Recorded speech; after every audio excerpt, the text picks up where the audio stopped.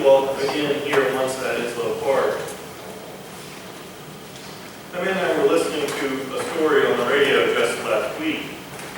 It was a whole series of stories about people who had certain brain conditions and how their brain was essentially fighting against them. And one story that we heard was about a woman who had had a seizure when she was just born, when she was an infant. And then she had grown up and lived a full life and gone without having had another seizure. But one day, out of nowhere, she simply just had another. And then they eventually became more and more frequent. She had reached a point where she was able to detect and feel in her body right before she was able to have a seizure. She had a sense of things that were about to go wrong. And so she would try a number of things to try and prevent the onset of her seizure. But the only thing that seemed to work for her was running. As she would begin to feel the seizure coming on, she would put on her shoes and just go run. Her family was worried that obviously if she kept running, she would have a seizure somewhere out by herself, all alone, and then be stuck. But as she would run, she would prevent her having a seizure. And she never had another seizure. And so she would run and run for miles and miles, never having experienced the crippling effects. She was literally outrunning having another seizure. However, as time went on, the warning signs that she would get shorter and shorter before she could get ready to go out and run.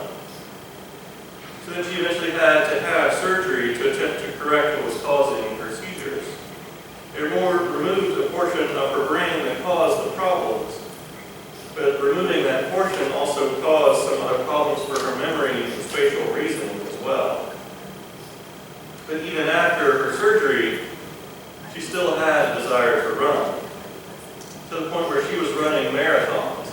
The surgery had been successful. She hadn't had another seizure. She didn't feel them coming on, so she didn't need to run anymore. But she still chose to continue running. But not just normal marathons, but running competitions of 50 miles, 100 miles, all the way up to even 150 miles. And this is in one day. But running for such a distance can create a number of problems. She had to be able to read a map. But since she had that portion of her brain removed, she was not able to read a map at all. So her solution was to take a little spool of ribbon with her. If there was a fork in the trail, she would mark the trail that she had taken with her piece of ribbon to know which way she had gone. And then if she came to run and see that her section of trail was ending, she would go back until she saw another piece of ribbon and then go the other way. She told a story where she had been running a race, got lost for hours, and still ended up winning the race. But ever since her surgery, again, I say she never had another seizure, but still loved to continue to run. And as I was thinking about this story, I was thinking about how it was a good parallel for our scripture reading for today. We, as a people of faith, have had a history set behind us and before us. As our author in Hebrews tells us, we have a great cloud of people who have come and gone before. And their lives were not always easy. The author tells of trials and hardships they may have had to go through.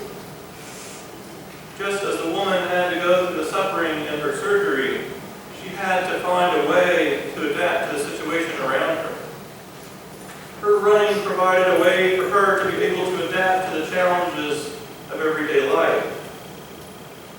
And for us as people of faith, that is no different. There will be challenges and roadblocks in our future. And there have certainly been some in our past as well. And we, as a people of faith, have adapted and coped to bring them to this day that we are at today. But that also means that we are not done. There are people who will be coming after us. We must continually find solutions and answers for whatever crosses our path. We may need ribbons to mark our path. When we make that difficult decision of left or right, we may go down one road and see that that path didn't work. So we might have to go back to find that ribbon to see where we started from. Sometimes the old paper holding maps of the past guiding us where to go can be outdated. We may need the newest GPS with route guidance on our way. And for us as people of faith, surgery may be an option too. We may need to do something profound, drastic, dangerous to stop the repeated problems that plague us. And none of this will all be easy. No one ever said that it would be easy. No one ever said that a life of faith would be easy. The author here in Hebrews is essentially telling us the opposite, that it's going to be hard. It's really not going to be pleasant sometimes. The path here set before us will be filled with dangerous trails. This is no walk in the park.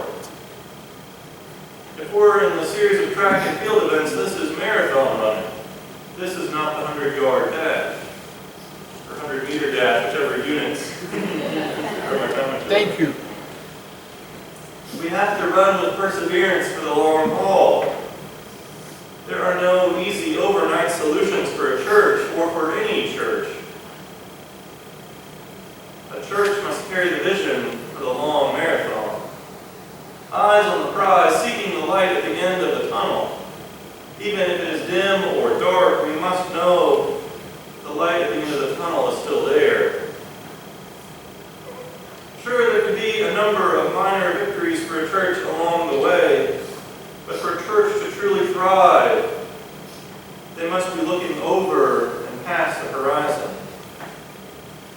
And same for an individual person of faith. One must look to the distant goals of their faith journey, as well as short-term and mid-term range goals. I'm sure a number of us have seen the man who walks on the roads here in Huntington, from the West End all the way to the McDonald's up at the mall, wearing the same blue shirt, basketball shorts, the bag on his shoulders, and the worn-out shoes. And it's gotten to the point where he walks so much that his shoes are so worn out and falling apart, you can see his bare feet as he limps along. He passes by my work regularly, where I work at Toyota on Route 60. One of my coworkers' wives had offered to buy him a new pair of shoes, but he always refuses. Other stories circulated at my work where someone else offered him a brand new pair of shoes because they had a number of new extra shoes they had laying around from their store. He still won't accept them. Supposedly, he usually doesn't say much to anyone if they try and reach out to help him. He told this second person that God had told him he was to work at McDonald's for the rest of his life and that he was to walk. Now, I'm not saying I do not know, I've never spoken with him myself, that he's a prophet or I know anything about his mental state. But if you go back and read your prophets, you'll see that the prophets have been called to do much stranger things than what this man does. But he has this lifelong goal and a vision in mind, and he sticks to it. He's dedicated. To the point where we all know who he is, and have various mythologies and legends about who he is and what his backstory may even be. But all he's doing is walking. A man of legend, and he just walks. When I was in Boy Scouts, we worked together as a troop on our hiking merit badge. And there were a certain number of requirements that we had to do to get the merit badge, a variety of distances. We had a number of 10-mile hikes and a 20-mile hike. But the big one was 32 miles across 2 days, walking, not running like the woman in the story I spoke of earlier, but 20 miles one day, 12 the next. And so back when we did this, none of us had a phone with Google Maps or anything on it. No one had a handheld GPS, no pedometer or Fitbit to tell us how far we had walked. So we never really knew how far we had gone. We didn't know how many steps we had taken, how many miles we had trekked. We would look for trail markers to know that we were on the same right trail, but we still didn't know how far we had gone or how far we had left to go. So we could maybe try and do the math of an average walking speed and the amount of time that had passed to try and calculate a distance of how far we had gone. But at the end of the day, the only thing we could keep doing was walk. We couldn't turn back around. We just had to keep walking forward. And then keep walking. And then keep walking some more. Until we reached the end. Then we could look back and say to ourselves, look how far we've come. Now that the trail was done, we knew the distance we had traveled. And may that be our charge for today. May we look back at our faith journey as individuals and as a church.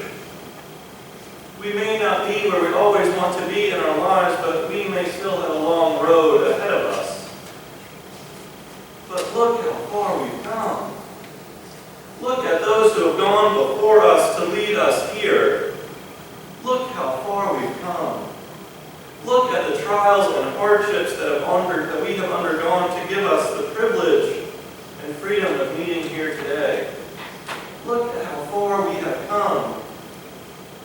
May we look back at our own lives to see all of the mountains we have passed before.